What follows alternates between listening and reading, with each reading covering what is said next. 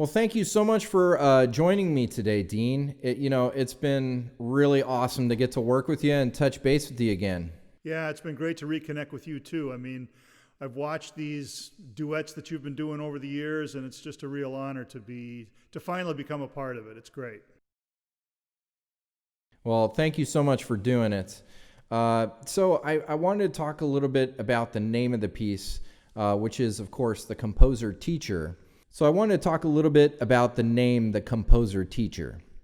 So the reason that I picked The Composer Teacher is because, not only are you an incredible trombone player, but, through your teaching and through your arrangements, compositions, and then your book series, you've just touched the lives of so many aspiring musicians.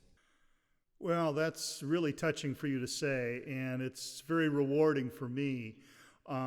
I got into composing and arranging in high school. I had a real supportive group of teachers around me. Not that they knew a whole lot about composing and arranging themselves, but they gave me access to the ensembles that I was performing in, so I could write for them and I could hear what I had done. And they're the ones who I really have to thank for getting me off the ground. And then when I got to the university, the opportunities just kept coming, and I saw after a while that there was an opportunity to use composition to teach musical concepts. If I could write something that students could play that would also help teach them something, I thought that I might kind of be onto something, because if students can learn in the context of music that they can play, hopefully they're going to be a little bit more excited about learning about what it is that they do. So that was really kind of the impetus behind putting the books together and putting the educational materials together. And it's been really rewarding to talk to teachers and to students around the country who have used the materials, and it's turned out to be a real blessing. Well, speaking about supportive teachers, in your arranging class, I wrote my first big band chart, and it was so cool to have the opportunity to get the band to play my music. And you were very supportive, and that helped kind of broaden my horizons past just doing record lifts and small horn section stuff. Well, for one thing, to find out that was your first big band chart, I didn't remember that, but I remember it being really, really good. And so you obviously had a real good background before you got there. But yeah, I mean, it's pointless to write this stuff unless you get a chance to hear it played by live musicians. I mean, now, of course, we live in an age where with computer playback and everything, we can certainly get a better idea of what something is going to sound like before we pass it out to players. But boy, there's nothing like having live players play the stuff. And so that's always been a kind of the cornerstone of the way that I like to teach those activities, composing and arranging. I wanted to talk a little bit about the first time we met, I think, was at my audition for jazz band during my doctoral program at University of Minnesota. And, I really was lucky to get to work with you throughout my career there in the jazz band, and also to take your arranging class. And I was also a TA of yours, and, we got to work together. In fact, you were on my dissertation committee, so I worked with you the entire time, I was there. And there was one memory that sticks out. You had tapped me for one of the University of Minnesota collage concerts to play a Jay and Kai duet with you. Yeah, that was a real blast. It's fun to have a chance to play. When you're a band director, it seems like all you do is stand in front of a group, but I miss really having the opportunity to play. So the fact that we were able to do that together back then was a lot of fun, and now we get to kind of reprise the whole thing with this new piece that you've composed. So, yeah, those were great times. Great times. Well, even though you're doing a ton of band directing, Dean, I know that you're out there playing. You've got your own project, and you've obviously done tons of shows over the years. Do you want to talk just a little bit about what you're doing professionally as a trombone player in town, and then maybe if you have any writing projects coming up? Yeah, sure. I've been very lucky to be able to maintain a playing and performing career while I've been teaching at the university, and I think that the two really complement one another. So yeah, nobody's playing a whole lot these days, but when I do get a chance to play, yeah, I get a chance to play some shows, which I really enjoy. I've got a group that I started called the Dean Sorenson Sextet that plays original music. A lot of it is very familiar to folks who like mid-'60s Art Blakey Blue Note kinds of stuff, because that's one of the things that I really like to listen to. And to me, a sextet is kind of a perfect size jazz ensemble, because you can exercise some arranging chops and exercise some orchestrational chops, but still leave plenty of space for blowing and improvising, which is so much a part of the jazz experience. So yeah, I play when I get a chance, and then I still do a lot of writing for my publisher, Neil H. Host Music. They've been very supportive of me over the years. I've got several books that they've published. I'm working on another one. This next one is about jazz theory. I still write big band charts for them. I write a few concert band pieces for them. And I've got plenty of side projects, composing and arranging too. I'm going to be writing something for the Lake Wobegon Brass Band. Oh, cool. That, hopefully will be premiered sometime in the spring. And some other orchestration and arranging projects for different ensembles also. So I like to keep my hand in a lot of different things. Keeps me out of trouble, and I try to stay relevant, not only for myself, but also for my students, so that I've got a hand in the professional world, so I can help them navigate and help coach them and prepare them as best I can for the world that they're going to enter when they graduate. Dean, can you tell us a little bit about what got you into trombone in the first place?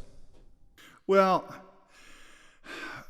when I started playing trombone, I got real serious about it when I was in high school. And I guess I thought that I would try to become just the best trombone player I could be, doing whatever kinds of music I thought that I would have the opportunity to play, and just kind of see what happened after that. My initial goal in music was I wanted to be a studio trombone player. I wanted to play in recording studio. I wanted to move to LA and play in recording studios. That was my goal. And I figured if I was going to do that, then I had to be able to play all different kinds of music, because that's what studio players did, and that's what studio players do. And so that was really my motivation to practice a lot of different kinds of music. Of course, I got into jazz also when I was in high school, and really wanted to work on that. All my trombone lessons were primarily classical, and I think that training was really good just to give me a good grounding in how to play the instrument, and it also gave me an appreciation for classical music too. But just the one particular day I remember when I was freelancing. In the morning, I had a church gig with a brass quintet. In the afternoon, I had I played a Dixieland gig with a combo. Early in the evening, I played a rock and roll show with a blues band, and then went and played a show after that, like a Broadway show played in the Pit. So 4 different things all in one day, and I thought that was pretty cool to be able to do all that kind of to do that kind of variety of music. I thought was really fulfilling to me. This is probably the most important question for the interview. Do you have any advice for young aspiring trombonists out there? Yeah, I think probably the most important thing is to be positive, and to realize that being able to play music is a gift, and it's a wonderful gift that we give ourselves and that we give to the world. From a trombone perspective, just learn how to play the instrument as well as you can, and learn the fundamentals of the instrument. Brass instruments they're very fickle, and the more control over you have at them, or the more control that you have over them, the better off you're going to be. Commit to playing on a regular basis, practicing every day. Don't neglect the basics. Make sure to breathe properly, do your long tones, do your lip slurs, all that kind of stuff. And also make sure to have a lot of fun. Make sure to seek out playing situations, whatever they happen to be, that you're going to enjoy and that you're going to be able to share with people that you like to be around, that you're going to be able to share with your friends. It's a wonderful thing, music. It's a wonderful, we need it more now than ever, I think. And it's a wonderful privilege to be able to play music. So give it your heart and soul and give it the best you got. Great advice, Dean. Great advice. Yeah. I think it's pretty important right now to bring up, obviously, we're in the middle of a pandemic. What are some things you're doing right now to address this through your teaching with your students? Well, it's a challenging time for everybody. And of course, we have to do a lot of virtual meeting, just like everybody else has to do. And I mean, let's face it, we all got into playing music because we like to play with other people. We like to be with other people. And being able to rehearse and in some cases record virtually, I mean, like we're doing now for this project. I mean, it's great to be able to do it. I'd much rather be sitting in the same room with you and have been in the same room with the rhythm section and all that. But it's great that we can do stuff like this. And I've been trying to do similar projects with the groups at the university. We were lucky that we were able to meet in person for at least a portion of the semester. We were very careful to follow safety guidelines. We used plenty of instrumental and personal PPE. We maintained very careful social distancing guidelines, things like that. And so we were able to play together, which was wonderful. But since then now, we've gone all virtual, and there are, of course, a lot of interesting things that you can do in a virtual environment. The recording like this is one of them. We've been doing a lot more listening.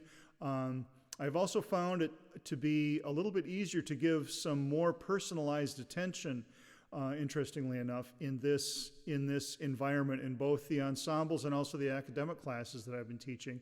So there have been some positives to come out of this, but I'm certainly not going to be the first to say that we all look forward to the days when this pandemic is over and we can return to making music together and return to doing these activities all together the way that we're used to doing them. Mm-hmm. Absolutely. Well, I just want to say thank you so much for everything you're doing. I know that you're working extra hard right now to make sure your students get a great education despite everything going on. So thank you. Well, and that's what all teachers are doing, and I know that you're doing the same thing. And yeah, so we all just have to stay strong. We have to stay positive, and realize that there is going to be a light at the end of the tunnel, and this is going to be over someday. Mm-hmm. Well, Dean, what do you say we go record this duet? That sounds good to me, man. I've really enjoyed working on it, and thanks so much for writing this for me. You bet.